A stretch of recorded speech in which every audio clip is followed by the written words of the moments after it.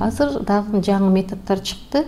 İçindeki tüyüllük şu 9-10 jumalıkta ul bu kızdı bu деп bilse болады. Жынысы эркектен зависит этет. Аялдын X менен бала эркектин X'и кошулса, анда кыз бала төрөлөт. Эгер ичи жайык болсо кыз болот, ачуу пачуу жеп эт жей келсе ул болот деп бул кичине туура эмес 50-ге 50 деп койсок болот да, далил жок. Бала суткасына 600 жолу кыймылдайт. Доплер деген эмне жакшы суроо экен.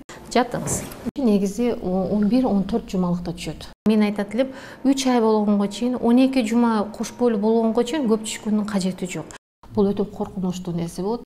Канча айдан УЗИге түшө баштаса болот, жана кайсы төрөлгөнгө чейин канча жыл түшүш керек негизи? УЗИ зыян эмеспи? Жана азыркы учурда дагы 3D, 3D деген ташкылады. Бул дагы зыян эмеспи балага? Жакшы суроо экен. Негизи УЗИде көбүнчө эрежеси боюнча УЗИге ошол биринчи болгондо бала маткага түштү же маткадан сырткары деп нематочный деп айтылат да, маткадан сырткары жайгашып калды. Бул өтө коркунучтуу нерсе болот. Келишет аялдар, боюмда кош бойлуу болдум, тест положительный көрсөттү, задержка менструация болду, мен кош бойлуум деп сүйүнүп келет. Но, к сожалению, УЗИ кылганыбызда маткада жок болот дагы, трубада же ошо яичник деп коебуз, мына жерде же болсун брюшная полость башка жерде маткадан сырткары жерде жайланышып калса, буну только операция менен алынат да. Бул бала болуп өспөйт. Ошон үчүн өрчүбөйт. Ошондуктан мен айтат элем, биринчиден ошо задержка болгондон кийин, бир 10 күндөн кийин маткага түшүп калыптанган мезгил келгенден кийин, жалап болбосо ошо 1 жума 10 күндөн кийин УЗИге түштү, матканын ичинде кандай. Анан негизи эреже боюнча статистика эреже боюнча негизи 11-14 жумалыкта түшөт. Ушул мезгилде биз скрининг деп айтылат. Метод боюнча 11-14 неделде 20 жумадан 23 жумага чейин и 30 жумадан 32 жумага чейин. Жакында эле мен ошо онлайн конференцияга катыштым эле. Московский менен анан кийин Оттанын конференциясына катыштым, Петербургтун. Ошол боюнча азыр уже 2 жолу жетиштүү деп айтылат. Себеби эгерде балада 12 неделде хромосомный аномалия, баланын дефекттери, дауны деп коет, хромосомный аномалиялар болсо, ушул мезгилде беременность прерывать этип, урукчан бала болбош үчүн кылса болот. И 20-22 неделде кылса. Анан 30 неделде алардын көз карашы деле мен туура деп ойлойм. Уже бала сформироваться эткенден жөн төрөлөт да. Ошон үчүн эң негизгиси бул 11 жумадан 14 жумага чейин и 20 жумадан 22 жумага чейин жумада ошо эки периоддо УЗИге сөзсүз түшүш керек. Бул ультра үн деп өзү айтканда, ультра деп өтө кичинекей луч деген. Бул ошо ультра добуш менен изилдөө. Бунун эч кандай зыяны жоктугуна байланыштуу ультра үн менен туулгандан баштап жаш балдарды 90-100гө чыкканга чейин адамдарды көрүлөт. Плюс кош бойлууларды көрүп атпайбыз. Аял кишинин ичиндеги өнүгүп өсүп, кичине клетка болуп баштагандан баштап 9 айга жеткенге чейин баланын даже ошо эненин ичиндеги баланын жүрөк согуштарын, ошонун пороктору жокпу, четырехкамерный кандай экен, ошону да көрүп атабыз да. Бул только бизге жардам берет, зыяны жок, баланын да көр. Бир жери бар, акыркы мезгилдерде мына доплер деп айтабыз, ошол өнүгүп кетип доплерге түшүм. Кичине срокто, кана мен айтат элем, 3 ай болгонго чейин, 12 жума кош бойлуу болгонго чейин көп түшкөндүн кажети жок. Все-таки бул бирок доказано эмес, айтылган эмес. Мына УЗИге түшүп ушундай бала төрөлдү деген доказательство жок. Зыян деген ушунча жылдан бери болуп атат, зыяндыгы эч жерде далилденген жок. Бирок ошол доплер менен көргөндө кичине срокто 6 жумалык, 8 жумалык ошол доплерде луч чыгып, аутизм оорусу келип калышы ыктымал деген далил бар. Ошондуктан азыркы окууларга барганда 12 жумага чейин доплер тамызбагыла деген айтылат да. Уже программа протоколдор чыкты. Ошо 12 жумага чейин доплер кылбагыла, бала аутизм оорусуна алып келет деген сөз бар. А калган жакта эч кандай зыяны жок. Бул кош бойлуу аялдардын өзүнүн специальный скрининг деп айтылат. Мисалы үчүн биринчи барбы жок деп сөзсүз келишет. 12 жумадан, 11 жумадан 14 жумага чейин, 13 жумага чейин, кийинкиси 20 жумадан 22 жумага чейин, и кийинкиси 30дан 32 жумага чейин гана ушул сроктордо түшүш керек. Ошол мезгилдерде балада кандайдыр бир изменение же порог бары ошол именно ошол сроктордо билинет да. Жөндөн жөн түшкөнгө кереги жок. Жатыңыз. Биринчи биз ультра үн менен изилдегенибизде гель сыйпайбыз. Гель бул ошо сыйгаланууга жана ультра үндү өткөрүүгө жардам берет. Бул гелдин эч кандай зыяны жок, жөн эле салфетка менен арчып коебуз. Бул ультраунду өтүшүнө гана жардам берет. Көйнөктү өйдөрөөк көтөрүп алабыз, түз жатабыз. Бул Alpinion аппараттын Ecobio 9, 11 деген бул 11 деген бул акыркы модельдери деген сөз. Бунун разный цветовой гаммалары бар. Мунунтип сары, көк. Ар бир дабагер өзүнө ылайыктуу цветти тандап алат. Менин көбүнчө ушул саргыч цвет менен жакшыраак мага көрүнөт. Бул жерде регулировкалар болот. Бул аппаратура аябай жакшы, возможносттору көп, 3D'сы бар. Негизи азыр эмне деген бул биринчилерден болуп М режимде көрчү да. Бул серо-шкальный, серый болуп телевизорлордогу черно-белый болчу.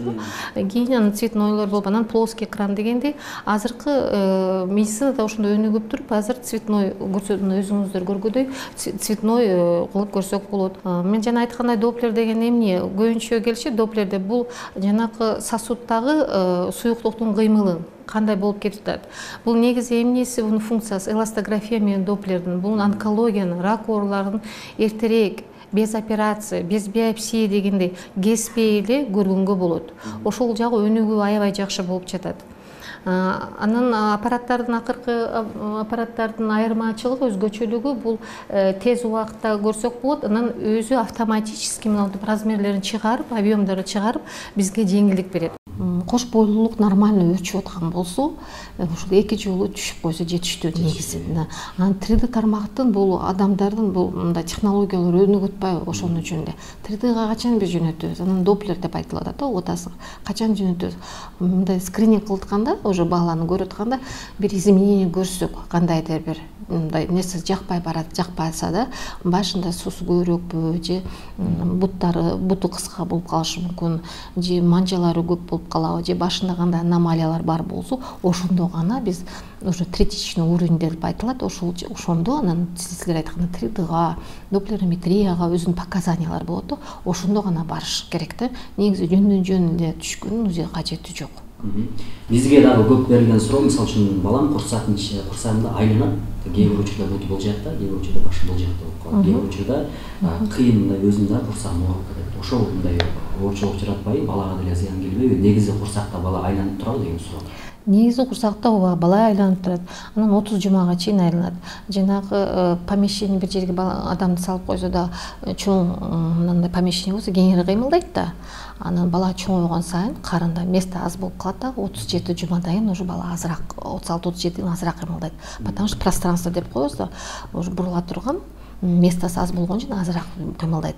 Мен жана айткандай эле кыймылдаган зыяны жок. Ошо өтө көп кыймылдаса, или же өз негизи 18 жумадан 23 жумага чейин, 23-28 жумага чейин бала суткасына 600 жолу кыймылдайт. Эсептегенде бул нормага эле кирет да. Билинбегени менен ушу бала ушуну эсептегенде норма 600гө чейин кыймылдайт да. Анан уже кийин уже азаят баштайт да, жана пространство аз боло баштайт да. Анан кээде келишет пациенттер, балам тескери экен деп чочулашат да. Бала негизи башы менен ылдыйда болуп төрөлүш керек да, ылдыйда туруш керек. Ушуну туура төрөтүү болот да, оңой, жеңил болот. Анан кээде мына тазовое предложение деп коебуз, көчүк жагы менен келип калат да.